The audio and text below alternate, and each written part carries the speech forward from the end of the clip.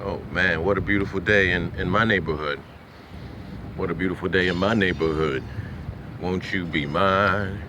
Won't you be mine? Yeah, after this bottle of wine, no. Oh, hold up. Anyway, what up, y'all? Mawan Tomodachi. Wanted to get something comical going on here.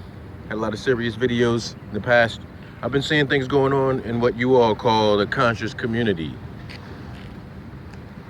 Some weird things going on in the conscious community that made me want to share a little bit about my upbringing. Y'all know I'm not from around New York. You know what I'm saying? I was born in D.C., the city that was built to sort of mirror Cairo, to mirror Kemet.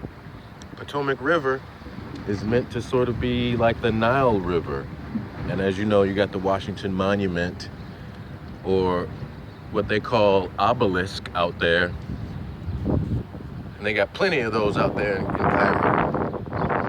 But look, I want y'all to understand something. When I was growing up, I was raised to believe that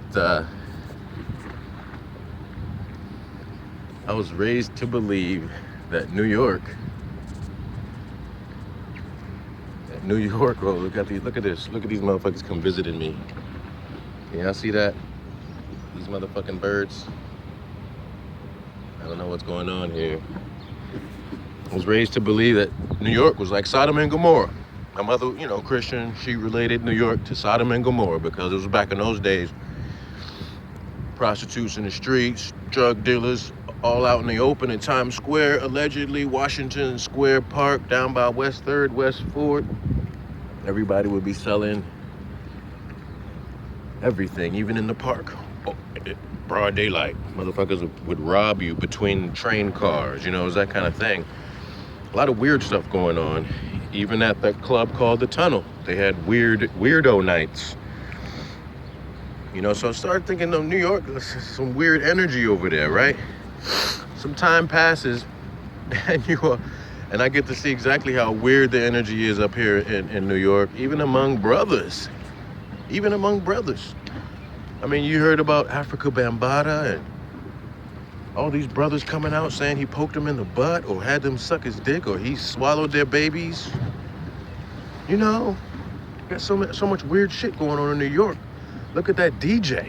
All these brothers try to come off, well, maybe not Bambaataa, but all these other brothers try to come off as heterosexual. You hear stories about Eddie Murphy, LL Cool J, but these ain't really New York brothers. LL Cool J's in New York, dude. But you hear Mr. C, the famous DJ, radio DJ in New York, hot, one of those radio stations. I believe he's married, may even have a kid. But what was his hobby? That he denied all the way down to accepting a plea deal when he was in court, and he could not deny anymore. He was a married man with kids, but what is it that he preferred? He preferred the oral sex from a tranny, from a transsexual, from a transgender, from a chick with dicks. Very strange. So when I saw this story about Polight, I'm gonna go ahead and call Polight the tranny whisperer or the transgender whisperer. There's this very interesting video going around and people have been already discussing it, like Kev Gills and some outlet called In the Black Media had Polight on the phone. They were questioning him about it. First and foremost, one thing is interesting is, like I said, that dude Polight got Babylon written all over his face. That dude Polight was on the phone. People were asking him, like, what's up with this transgender? Why were you out there just hanging out like it was nothing? He was like, man. Then he started name dropping. He started set tripping. He started flexing on all these dudes who clearly don't know Hollywood like he does, right? Meanwhile, he was on the strip that's known for trannies. But he said, I was out there driving my i8. And whenever I got my i8, it's crazy out there. So a lot of y'all are impressed by that. Any one of y'all brothers that's impressed by this dude and his i8, impressed with this dude and his bullshit material possessions, you are part of the problem. Okay, I don't sweat dudes like that. I don't care whose car it is. If I'm out there, this is my car. Ain't nobody gonna be dancing on it like that. I'm not gonna be putting my car out there for it to be danced. Like, that's not something a conscious dude does. That's something a dude who's lost in the material world does. He happens to have a conscious sounding tongue. But here he is, the tranny whisperer, trying to deny that he wasn't hanging out with trannies all night. I think that's funny. I mean, he went so far as to say, look, y'all can call me scammer, y'all can call me anything else, but just don't call me that. You know, he's got an image to protect. And you know and I know the dude would lie to save his own life.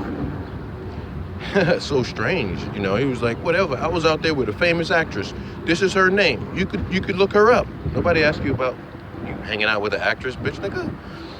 People were wondering what's up with you and your relationship with the transvestite or the transgender or the trans person. And I just think it's funny that the conscious community or the unconscious community, because all y'all niggas is sleeping, unconscious community felt that this was news. Unconscious community is dragging his name in the mud, obviously, because he not only is he supposedly married with many wives, but he's supposedly conscious and he's supposedly against homosexuality. But Eddie Long was against homosexuality too. Mr. C would probably say he's not gay. Mr. C denied anything about trannies, and we had police stopping his ass. So this is not a video saying I think Polight is a tranny lover. I have no idea. I think Polight is Babylon. I think Polight is lost.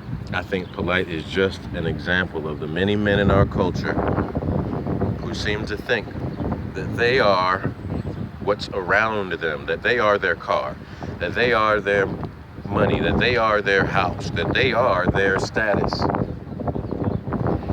It's nothing like that, man. The fact of the matter is, who you are is so empty. Who you are is so hurting. Who you are is such in pain that you need all these things to cover. You need all these I-8s and all these other bullshit cars to cover for the real pain, the real gaping hole. There's like nothing on the inside. So he needs as much of something on the outside, because that something makes him feel good. That something makes him feel appreciated. That something helps him forget that he felt like nothing growing up. And he's presently living out his dream, being among the Kardashians. He's the type of dude that would just open his ass wide open, let anybody in, all to be accepted, all to be appreciated, all to not be treated like the shit that he felt when he was a kid. So now he's out here whispering sweet nothings to trannies.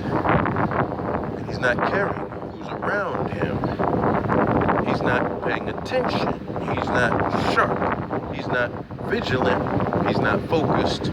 He's not conscious. But whatever, I wish him all the well. He's a scamming, potentially trans lover. And I got no respect for him. What do y'all think? I think he was out there, knowingly with a tranny, and now he's trying to deny it like Mr. C. To deny it like Eddie Long, trying to deny it like Africa Bambaataa. Y'all see the connections? Let me know what you think. Peace out. Shout out to the trannies of the world. Peace.